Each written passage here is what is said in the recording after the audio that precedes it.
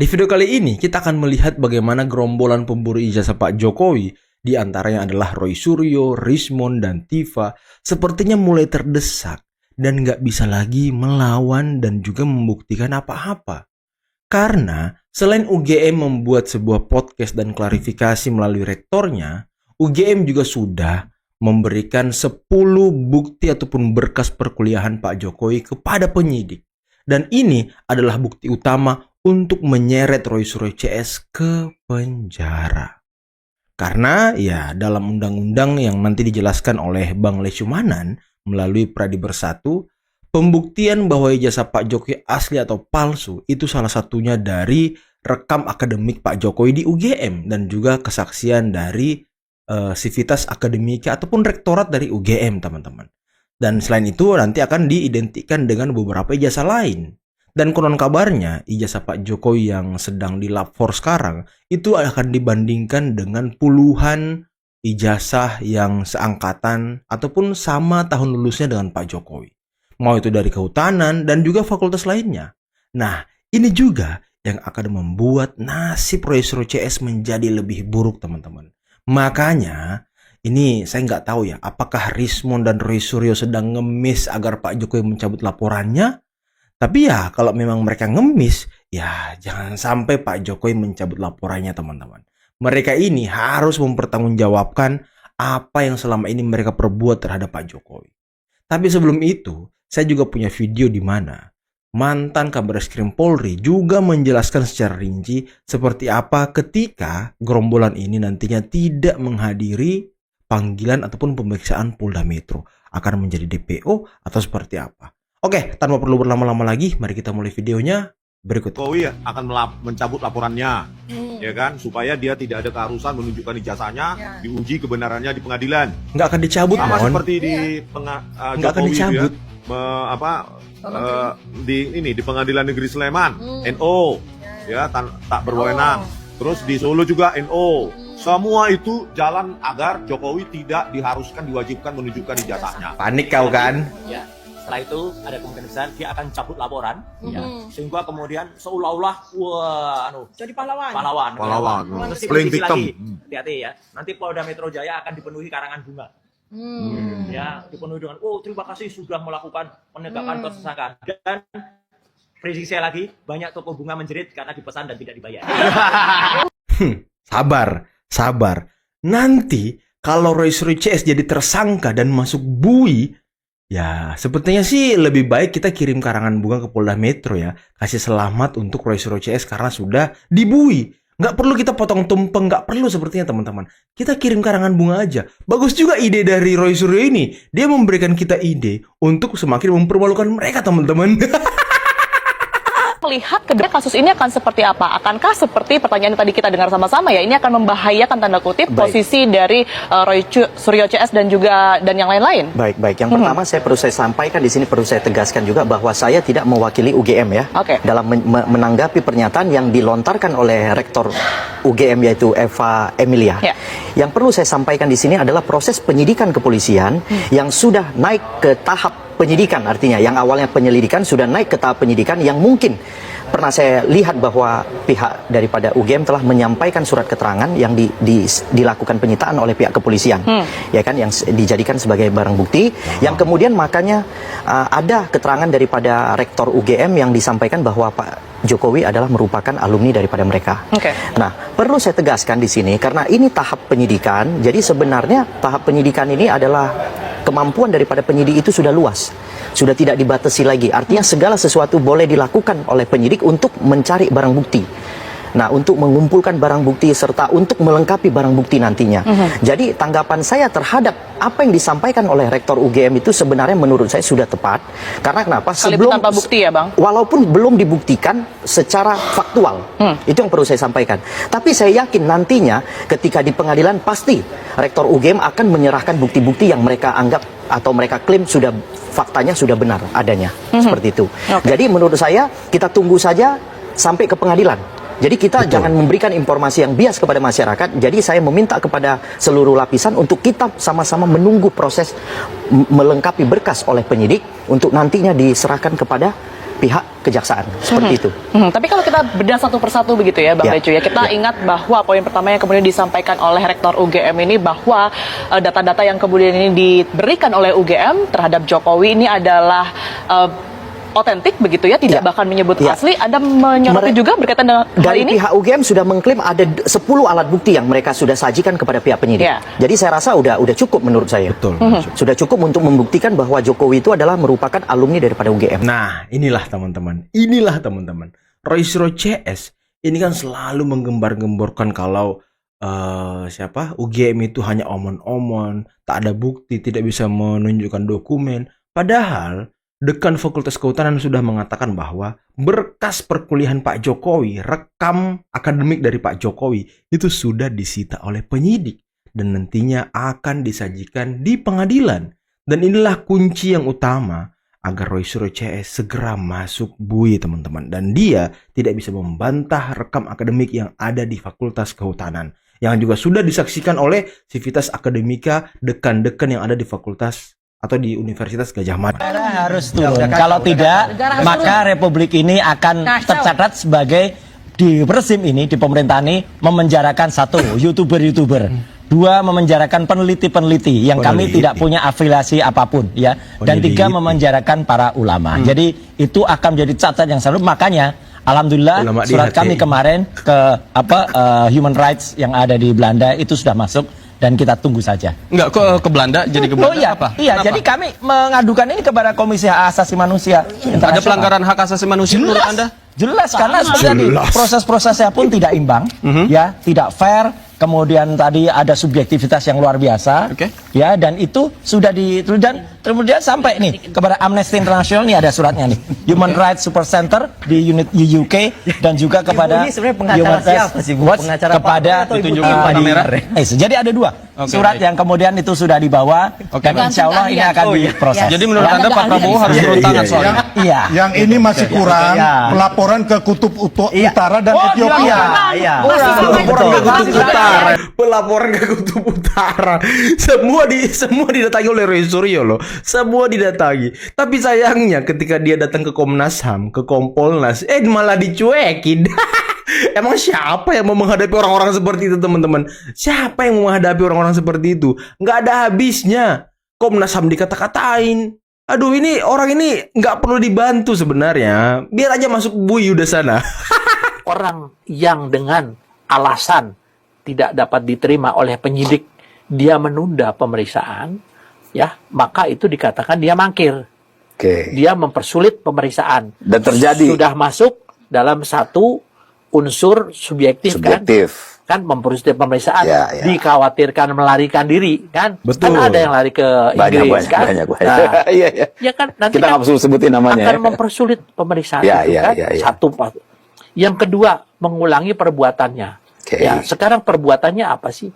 Menuduh orang, ya. Sementara belum melalui proses pengadilan. Nah, unsur subjektif ini satu saja, maka orang ini harus diamankan. Harus diamankan. Harus diamankan. Bukan ditangkap, bukan dikriminalisasi, bukan. Jadi diamankan. Mengamankan ini juga, Mas, ini ada aturannya. Yang dianggap ya akan mempersulit, melarikan diri, mengulangi perbuatan, kemudian menghilangkan barang bukti, maka dia akan diamankan. Tetapi mengamankan orang ini, itu batasnya polisi hanya 20 hari. Nanti kalau misal lewat 20 hari, maka dia akan minta perpanjangan kepada kejaksaan. Kemudian minta perpanjangan lagi kepada hakim, ya. Bisa mungkin sampai 90 hari, ya. Jadi sekarang di sini, Pak, polisi juga sebagai penyidik hati-hati harus mengamankan orang. Lebih baik orang itu tidak ditahan, tapi dengan keyakinan tidak akan melarikan diri, tidak mengulangi perbuatan, tidak menghilangkan barang bukti, ya. Itu tentunya ini satu pertimbangan subjektif daripada penyidik. Kalau penyidik, wah, ini orang nih kalau nggak diamanin bisa repot nanti. Kenapa? Karena P21 atau penetapan berkas itu lengkap. Untuk tahap kedua, tersangka, kemudian berkas dengan barang buktinya harus diserahkan ke kejaksaan. Setelah itu tugas polisi selesai. Nah, jadi polisi ini berpacu juga dengan waktu, gitu kan. Kalau orang tidak hadir, itu haknya. Tapi ada aturan hukum. Kalau tidak hadir 2 kali, maka kemudian diinikan dengan surat perintah membawa tersangka. Kalau kita mengeluarkan surat perintah membawa tersangka dia tidak ada juga, kita keluarkan DPO. Kalau sudah DPO, maka dicarilah daftar pencarian di seluruh Indonesia, dicari, dia dicekal kemana-mana, ya. Dan ini akan menjadi, kalau orang bilang maaf ya, jadi buronan. Ya, saya kira ini kan sangat sederhana. Sederhana. Masyarakat juga perlu tahu bahwa polisi ini kan menjalankan aturan hukum. Kita tidak ada maksud membuat seseorang itu bersalah. Yang menyatakan dia bersalah bukan di kepolisian, Nah, itu bukan penting di kejaksaan, dan juga tentu di pengadilan. Tapi sebelum kita dengerin ocehan manusia satu ini, teman-teman ya, sepertinya sih memang polisi harus segera mengamankan Roy Suryo ini. Kalau perlu tahan aja 20 hari gitu ya kan. Ocehannya banyak kali loh. Nggak berhenti-berhenti dia di TV lah, di podcast lah, di mana, konferensi pers lah. Ngomong aja, ngerocos saya terus orang-orang ini, teman-teman. Capek gitu loh ngadapin orang-orang ini.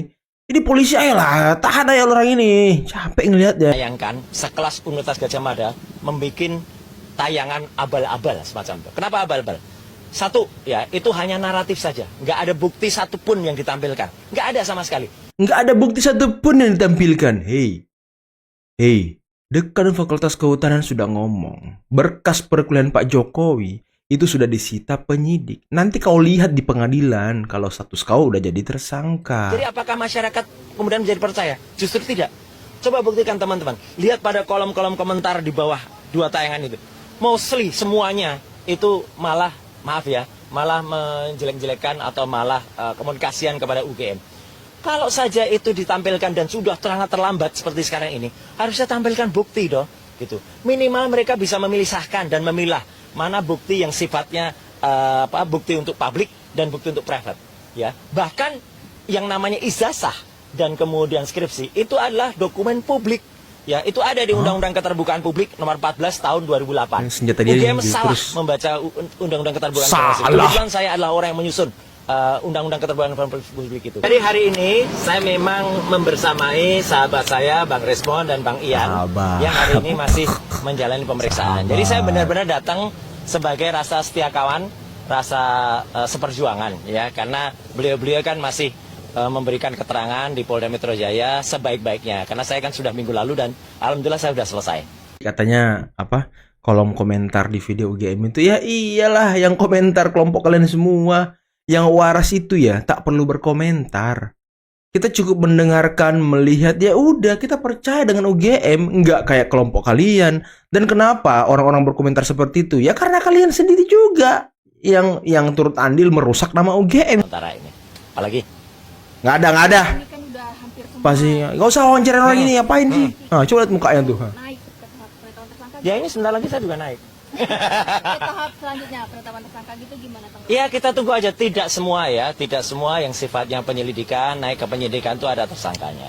Ya apalagi jadi jawaban-jawaban yang sementara saya kolek kemarin ya dari Pak Rizal Fadila itu juga menjawab. UGM yang punya masalah atau oknum-oknum di UGM yang punya masalah. Karena rakyat semua membaca loh betapa takutnya UGM. Betapa takutnya petinggi-petinggi UGM terhadap masalah ini sampai dibela-belain bikin podcast yang malah bikin ketawa semua orang. Karena podcast yang tidak alami, podcast yang sudah diatur, dan itu secara koinsiden bersamaan ya dengan waktu kami meluncurkan buku Jokowi's White Paper ini. Jadi seakan-akan bahwa mereka tidak mau beradu head to head dengan RRT.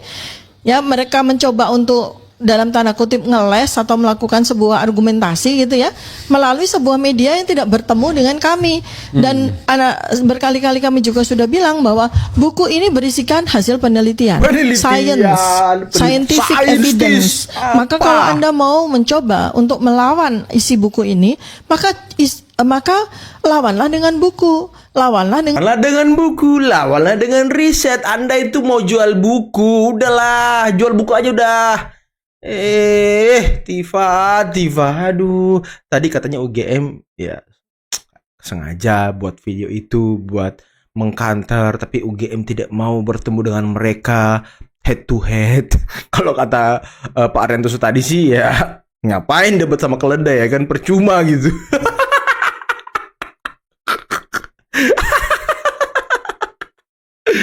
Aduh, kasihan banget orang-orang ini ya. Mereka ini ya sekarang satu suara untuk mendiskreditkan, untuk menjatuhkan podcast ataupun kesaksian yang dilakukan oleh UGM ataupun klarifikasi yang dilakukan oleh UGM. Ini kan kocak. Ini bukti kepanikan mereka, teman-teman. Mereka ini sudah panik, nggak tahu lagi harus berbuat apa karena nasib mereka akan semakin buruk. Dekan Fakultas Kehutanan UGM sudah kita dengarkan penjelasannya bahwa seluruh berkas-berkas ataupun bukti-bukti perkuliahan Pak Jokowi itu sudah diserahkan ke penyidik untuk kemudian nanti dibuka di pengadilan dan nanti pihak UGM juga akan menjadi saksi. Nah, sekarang mereka ini melakukan omon-omon, ya kan, menyebarkan istilah saintis, peneliti, buku. Aduh, enggak. Gimana ya?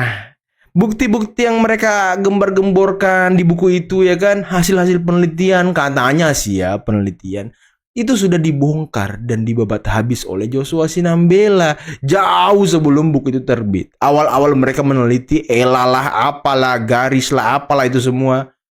Apa andalan Rismond itu ya, trek lurus, trek apa gitu ya kan. Ini orang-orang ini dari awal sampai sekarang itu nggak ada bukti baru yang bisa mereka hadirkan. Dari awal sampai sekarang yang dia omongkan, yang dia bicarakan, ya hanya itu saja, teman-teman. Bahkan ketika dia diperiksa polisi, diklarifikasi sampai penyidik, ya sepertinya hanya itu aja yang dia tampilkan, yang dia bisa berikan gitu buktinya. Nggak ada tambahannya. Bukti dokumen mereka tidak ada, hanya dari digital forensik.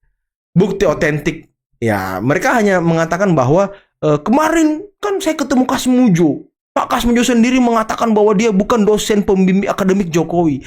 Padahal Dekan Fakultas Kehutanan sudah bicara juga soal ini. Bahwa teman-teman ya, bahwa bukan cuma Dekan Fakultas Kehutanan, kuasa hukum Pak Jokowi. Kuasa hukum Pak Jokowi juga ternyata sudah melihat berkas-berkas perkuliahan Pak Jokowi. Di KHS apa KRS gitu, KRS, Kartu Rencana Studi. Yang bertanda tangan di situ, itu Pak Kasmujo. Di KRS-nya Pak Jokowi. Dan ini dikonfirm juga oleh UGM. Jadi ya tuduhan-tuduhan Rismond ini dan kawan-kawannya sebenarnya emang nol besar, nggak ada nilainya gitu. Dia lapor ke internasional lah, lapor ke Komnas Internasional lah, lapor ke mana Human Rights, lapor ke Amerika, lapor ke mana. Tapi mana gitu pembelaan dari yang kalian habis lapor tuh, nggak ada kan? Sama ketika kemarin kalian mendatangi Komnas HAM kan, nggak ada yang mau meladeni kalian kan? Ya karena nggak jelas. Datang lagi Tifa katanya bukunya mau disebar ke 25 negara lah, bukunya mau dibuat dibawa ke sidang PBB lah. Untuk apa gitu? Ke bawah sidang PBB. Untuk apa? PBB nanti turun tangan ke Indonesia gitu ngebelain kalian. Emang aneh-aneh aja orang ini ya. Semakin gak jelas gitu langkahnya. Udah hadapi aja tuh di Polda Metro sekarang. Syukur-syukur nanti Anda tidak menjadi tersangka gitu. Syukur-syukur. Kalau jadi tersangka ya udahlah, goodbye. Nanti kita kirim karangan bunga ke Polda Metro gitu ya kan. Biar kalian lebih malu lagi ya kan. Berjejer karangan bunga yang banyak. Atas kalian dibui, orang bersyukur. Orang akhirnya sujud-sujud syukur ya kan. Orang akhirnya berpesta karena kalian dibui ya kan. Itu ya kalian mau kan. Aduh, karena teman-teman mungkin cukup sekian dulu video kali ini. Jangan lupa like, subscribe, dan share videonya. Akhir kata, billahi taufiq wal hidayah. Assalamualaikum warahmatullahi wabarakatuh. Bye-bye.